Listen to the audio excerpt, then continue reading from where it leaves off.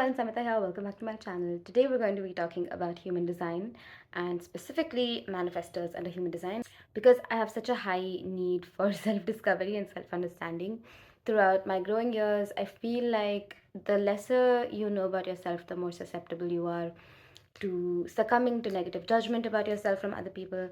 The chances of you being affected by judgment, and judgment is a very human thing. Like everyone is wired to judge because it's a survival mechanism. People need to judge so that they can ensure that they are safe inherently. That's why people judge, and judgment is inherent to human nature. And often we are the direct or indirect target of judgment more often than not. Everybody is in some way or another, whether that's from their friends or family or social circles or whatever it is. But the lesser we know ourselves, the more we are likely to let judgment get to us. The more we know ourselves, the lesser judgment will affect us in general. And that is the reason why I think growing up, I was always, as a human design manifestor, I've come to know that that's very normal. Manifestors are often put into a box of definition, force fed into compliance in a lot of ways, more ways than one. They're hard to understand. People don't get them, they cannot be figured out. And often, this was my experience in a lot of ways. I feel like I used to always be negatively labeled because the energy I gave off and the presence I had was either extremely overwhelmingly unconditional love to people. I found that it was either overwhelming love and connection, for people, or it was unsettling because they didn't really understand my energy. And I think I found a lot of answers for that in human design. And I will go over the whole thing point by point as to my experience as a manifester because, I don't know if I mentioned that, but I am a manifester in the human design system. And I would like to share my experience and how much I relate to it. I came across human design, I think, like around over a year ago now, but one of my friends introduced human design to me, but I didn't really delve into it that much. I was way much more into Vedic astrology, and I was very, you know, attuned to Vedic astrology concepts more, and I was very keen on uncovering Vedic astrology elements and knowledge in that area. But self discovery has always been like a very common, sort of drive for me, like a very strong drive for me. And it's also about not just self discovery, but also understanding humanity, people in general, because I often did experience the very common manifestor experience of being put into a box or being judged wrongly or being cast away as someone who doesn't comply or someone whose energy is unsettling in a lot of ways for some people. I did grow up assuming and learning, as a lot of my loved ones did say, that spiritually speaking, energetically, I feel like when you're operating on a higher energy, a lot of lower energy beings cannot tolerate you. And by lower energy beings, again, I don't mean to bring about a hierarchy. I just mean that people who are living either tamasic or rajasic lives compared to people who are living sattvic lives. And by this, I mean the foods we consume, the substances we consume, the company we keep, the things we consume digitally or intellectually, things like that. People operating on a lower energy, connecting to things that are more lower energy, being susceptible to uh, things that bring their prana down. Prana is life force energy. I've talked about it a lot in this on this channel. But people living generally more lower energy lifestyles that can hinder their prana, their life force energy, and their spiritual spirit, and keeps their intuition dimmed, keeps their sixth sense a little bit at bay from their own selves. I found more often than not that I used to feel like these people could not stand me, or like in a way I thought that low prana repels high prana in a way.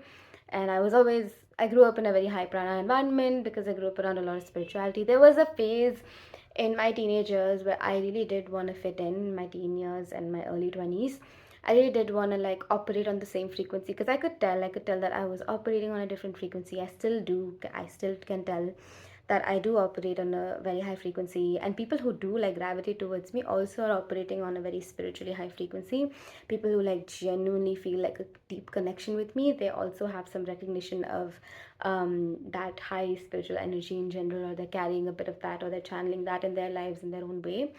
But in my teenage years, in my early 20s, I used to feel like the I used to feel like the only way I could connect to the people around me, people my age, was by making sure that I met their vibration. And that's when I used to indulge in going to places I felt like I didn't belong in, maybe nightclubs or parties, or consuming alcohol on the occasion.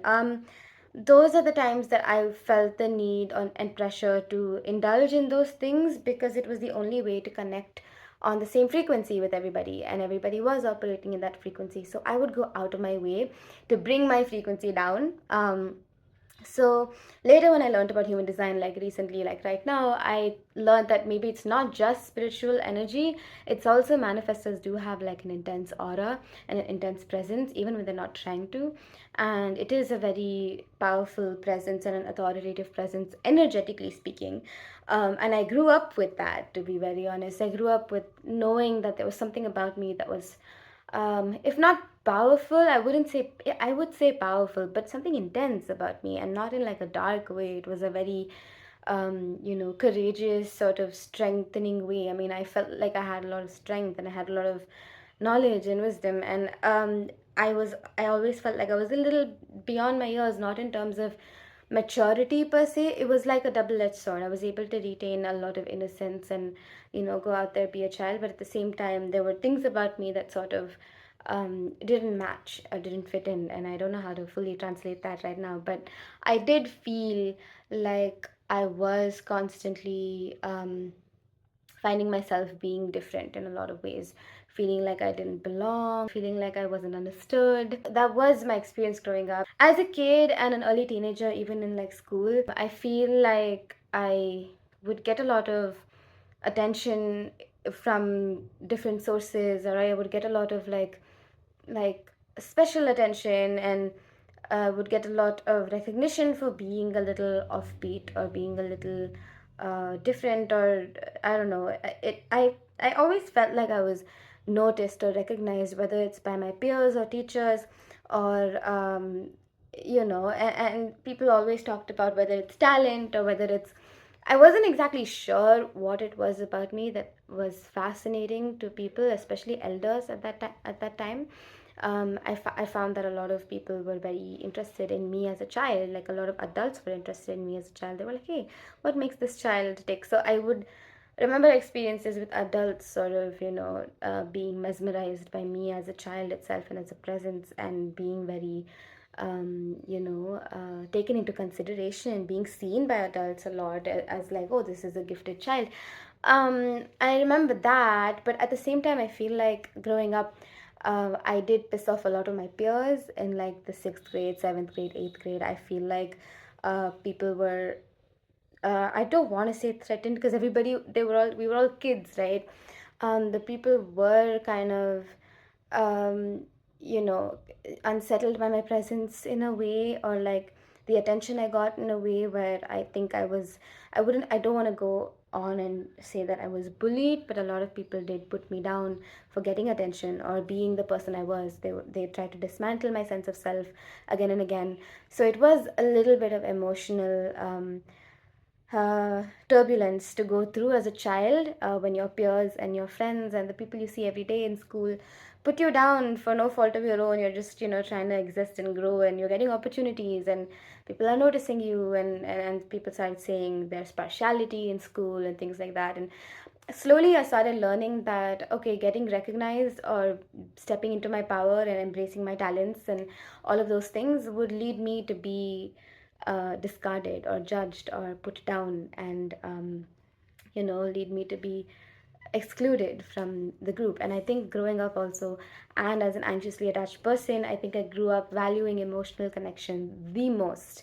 I still do. I feel like emotional connection is the top on my personality needs, my subconscious needs, my psychological needs list. I mean, I've spoken about needs on this channel. So, like, I think as a child, because of all those experiences and even experiences in my teenage years, I often found that people's way to feel safe around me was to put me down. I feel like a lot of them used to put me down very subtly, and it used to affect me a lot. I would get judged for the things I was proud of in myself. I would get judged for the things I love to do, and it was by people I loved more often than not, and people I was trying to be friends with. So I do feel like I developed a negative association to like owning my confidence, and that made a lot of sense to me. I knew how to have confidence and step into my confidence, and I still do that from time to time. But the default setting, I think that got programmed, because even now it's like I have the ability to channel exuberance and confidence and all of that, but I think there is a wiring that puts me in the safe zone and says, hey, don't do that. Why don't you be like shy and timid? And like I'm through and through an extrovert, and my extroversion is very quirky. It's very I've come to learn and know and observe, like when you're talking and when you're making friends, I feel like despite manifestors getting the rep of being lone wolves per se, I would say that I do feel that way energetically. I do feel like it's difficult for people to get me. It's difficult for me to open up. I can be very, very present with people, and I'm very good at building emotional connections, and I'm very good at one-on-one connections. I'm very good at opening my heart up, and good at giving.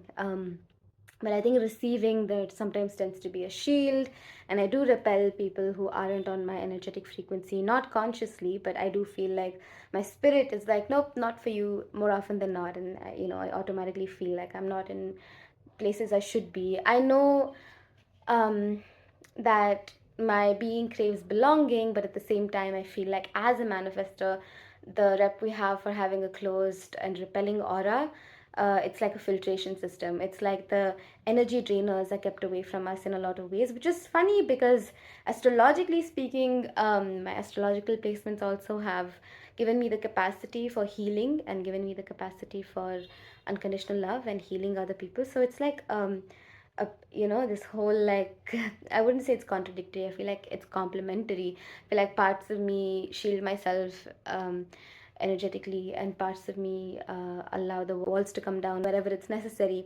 So it's been an interesting experience. When I read about manifestors being energy repellers, and I read about them being like difficult to read, it all made sense to me. I read about manifestors having a difficult time being an open book, I guess, energetically. I mean, I feel like I'm pretty transparent um, in the verbal sense. I feel like I don't usually have much to hide. I would keep away things that people can use against me as ammo, I guess. I feel like I don't say I have like dark secrets, but I do have things that are just meant for me and my inner circle. But pretty much other than that, I don't have trouble sharing myself per se, but I do feel like energetically there is a filtration system, and that makes a lot of sense for me. So I wanted to go about this in a pointer to pointer basis, but I do feel like in a flow. I've talked about a lot of things already, so I'll just make segregations in the video so that it's easy to segregate between what I'm talking about, and the pointers can be over there during the editing phase. So yeah, what I've covered so far is how I grew up, and I want to talk about creative urges as well after this. But yeah, I do feel like they talk about how people try to control and define manifestors because of the energy they give off, and they always are supposed to be allowed to go off and do their own thing.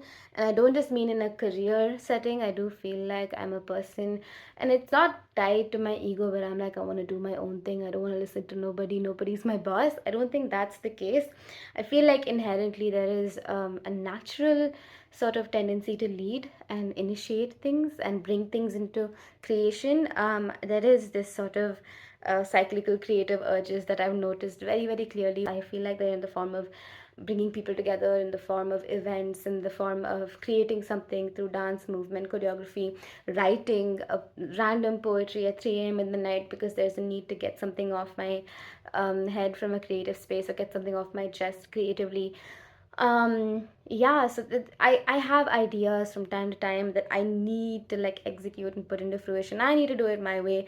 I do feel the need to retreat away from settings where I have to take orders from somebody else, in a way where it's like not like don't tell me what to do, but in a way yes, also it's like, listen, I have my energy, and my energy is craving to go do this thing, and I have to move away from all of you to go do that thing.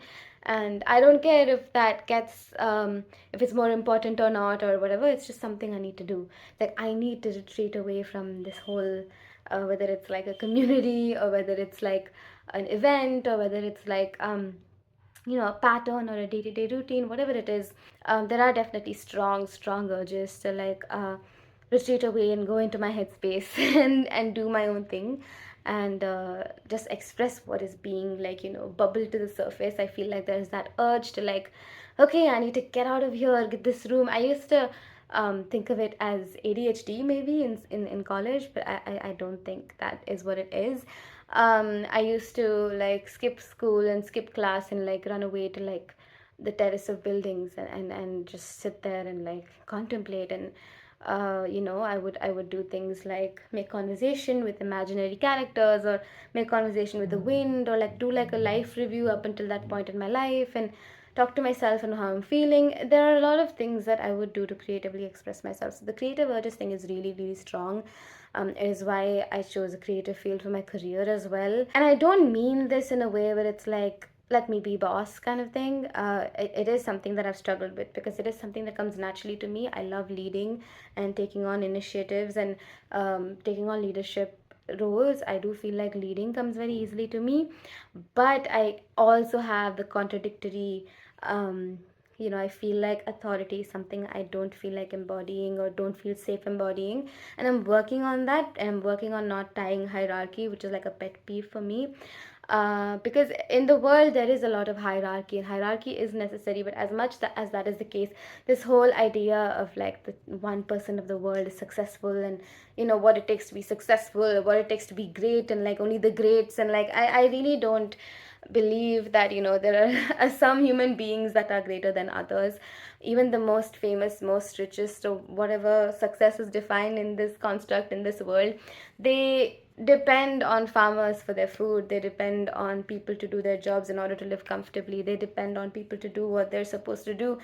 They depend on bankers. They depend on people who created social media. They depend on, it's a network. We're all contributing to one another's success, and everybody, like even agents, contributing to people's public image, and like complete teams of people behind all of these famous successful people. So I don't really like the whole concept of giving more importance to someone who is great and giving less importance to the common man. I don't believe in that at all. I feel like everyone is here with a very unique energy, contributing in their own way to the world, and I feel like the world would collapse if even one type of energy type under human design were to disappear tomorrow.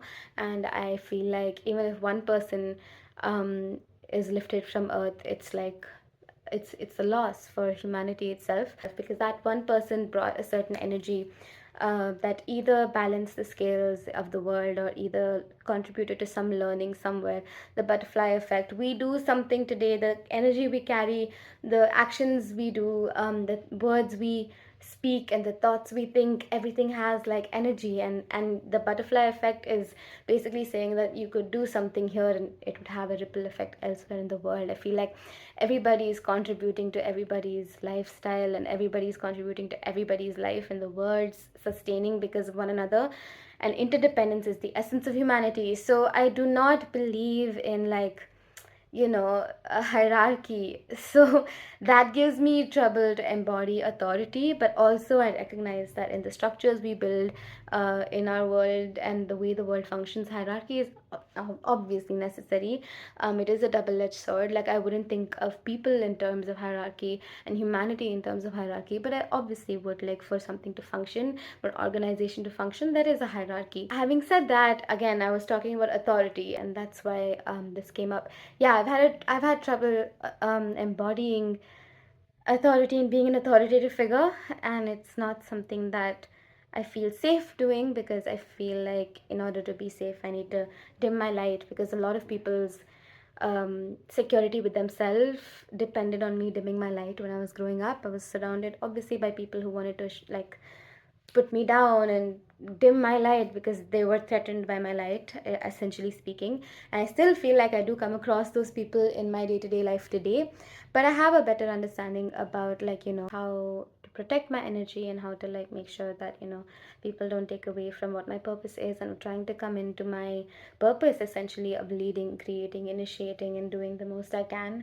with whatever uniqueness. These are things that I experienced. I want to come to, I spoke about the creative urges for sure. Like, I do feel like I always am birthing an energy into existence, and it makes me feel deeply fulfilled, whether that's through any piece of art, or whether that's through sharing something that's coming to me, or whether that's just sharing knowledge that has been cultivated through suffering, whatever it is. I would love to make a video on my experience of my star nakshatra as well, and other people's nakshatras that's under astrology.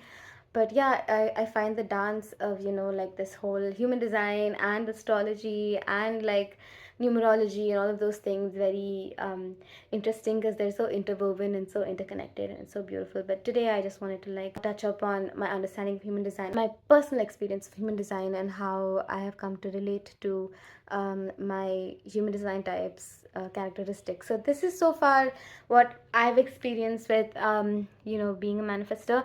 Another thing I would say is the sheer intuition and conviction with which I'm able to execute. Like, I have an idea and boom, I execute it right away. Like, the time between my idea to execution is like light speed, and I feel like that's rare for humans. I don't plan. I obviously go with my intuition. I feel like instinctively I have an idea, and instinctively intuition kicks in, and then I'm like, I know how to do it. A lot of knowledge that comes from me as well, a lot of it is intuitive. It's not thoroughly researched, and more often than not it turns out to be something very legitimate and researched prehand. A lot of the things I do say, for example, if I'm taking a class, and the things that come through me, it just happens to be something that is real, and in that moment it would have come from a place of like sheer passion, and it would have come from like an intuitive space. So I do feel like I create with a lot of intuition. I relay knowledge and wisdom and guide and lead with a lot of intuition. I do feel like the spiritual muscle, the more you exercise it, it's like amazing. Like, there have been times where I know in for example, if I have to take like a complex dance class or whatever, I know for a fact that I'm supposed to prepare and I'm supposed to like do my research for that particular class. But sometimes I feel so confident that I don't prepare. I just enter the class, and the class just flows, and whatever knowledge just that needs to come out just comes out, and it's just a beautiful experience, because I know, like, oh my god, like today I really feel like I provided value. Where did that value come from some deep recess of my soul. So yeah, like, I think that's pretty cool for me. So I spoke about the experience of the energy. I spoke about what it was like being a manifestor growing up. I spoke about what kind of energy I repel and what kind of energy I attract. I spoke about also being having a capacity for unconditional love and loving connection. So learning that my being essentially filters out who's not for me is also, it's a blessing. I get it. But also at the same time, it does make me feel like I don't get to connect to everybody I would like to. Automatically my energy is like, nope, not them, and I'm like, but they're so interesting, I want to get to know them. So I feel like informing people like, hey, I feel like I want to get close to you, but there's a barrier here and I don't know how to. I feel like that would help me meet the need for the connection, need for human connection and curiosity with connections, or the need for emotional connection with other human beings. Jumping to the last thing about being a manifester, the rest cycles. Oh my god. So growing up, I think I always pushed myself to be productive, productive, productive. And I think days when I'm not productive, I'm not working towards something, until very recently, made me feel really, really bad about myself. It made me feel like, I have so much potential. I don't know why. I'm like resting, and I'm not like doing things that I'm supposed to be doing. But then I realized, after learning about manifested rest cycles, that and how our energy functions in like bursts. I also need to talk about I also need to talk about something else. I just realized. But yeah, once I realized that manifestor rest cycles is very important for people to have creative urges come through, because you're quite literally birthing an energetic being into existence through your creations. You're quite literally altering the energy around you by introducing a new energy or initiating, and that takes a lot of, like, energetic um, uh, that takes a lot of energy. Basically, it takes a lot of what you have to give, and that immediately puts you into a state of rest and the state of need for rest.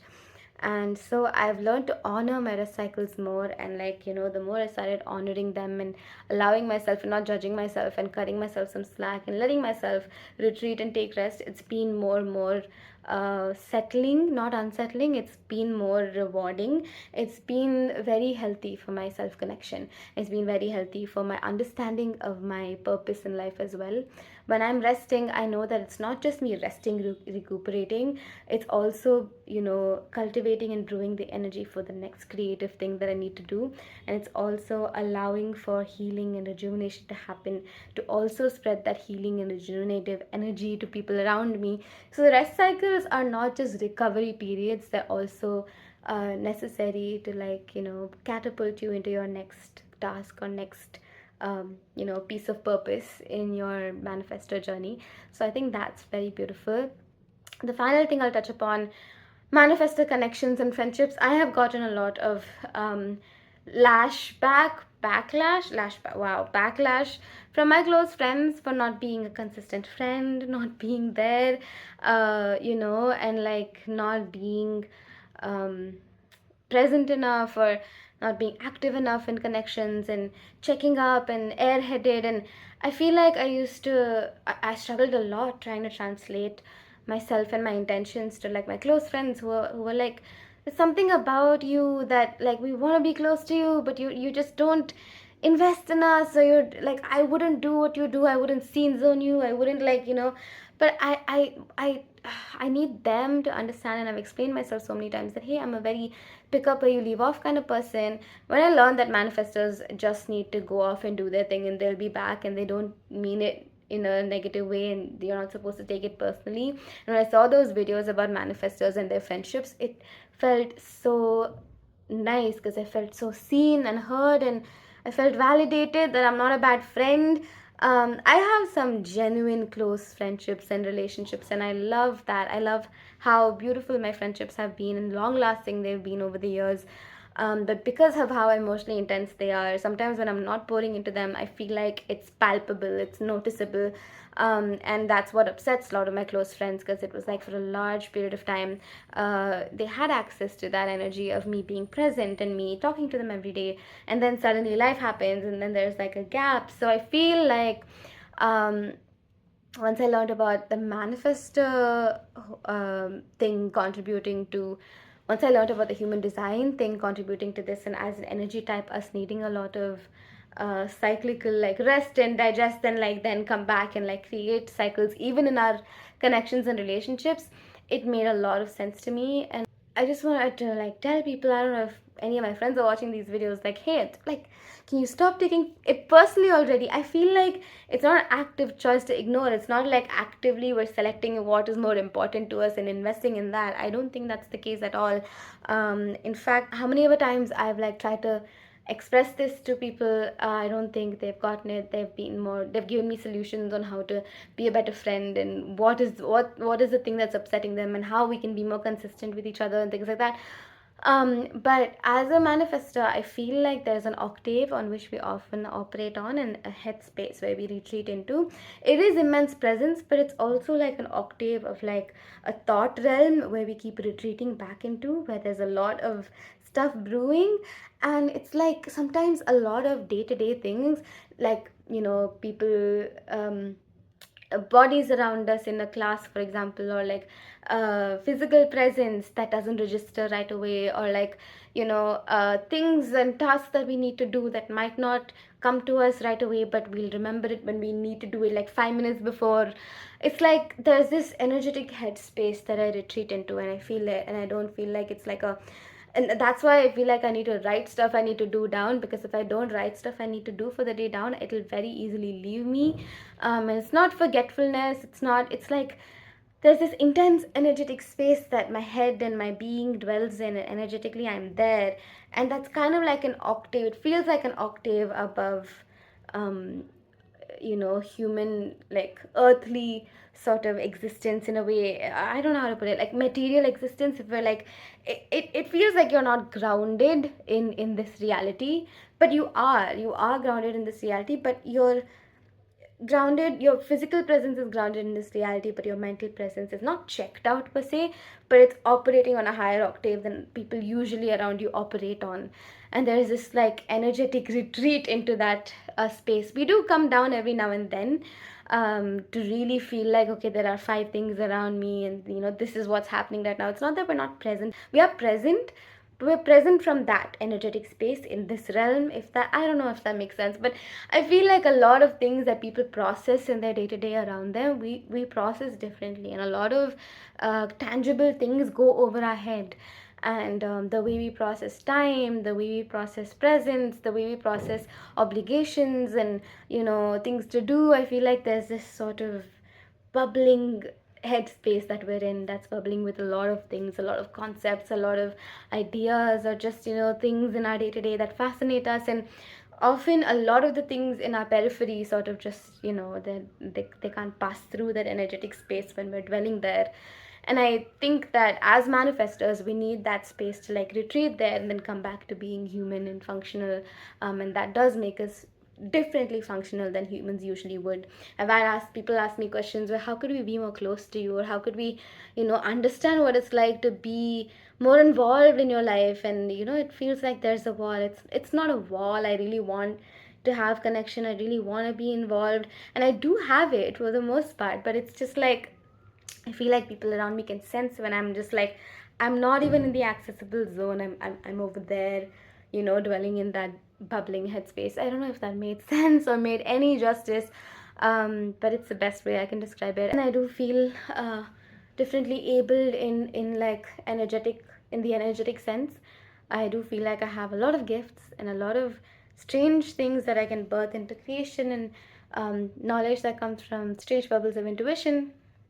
But as much as all of that is true, I'm still human, and I do function in a very human way with a lot of things. I'm still dealing with my day-to-day limitations as much as anybody else's. I crave love and connection as much as I seemingly keep it at an arm's length per se. I don't know if I do that. I am a very open-hearted person, but again, it's like it depends on the energy that's what kind of energy is seeking to connect, kind of thing. So yeah, I think that learning about human design really helped me feel at peace with, like, because even I was like, why am I like this? And it's like, why is there so much of a difference that I feel, and why is there so much of like a I can it's so palpable, I can feel it all, but I'm like, what do I do with it? Where is it coming from? How can I explain myself?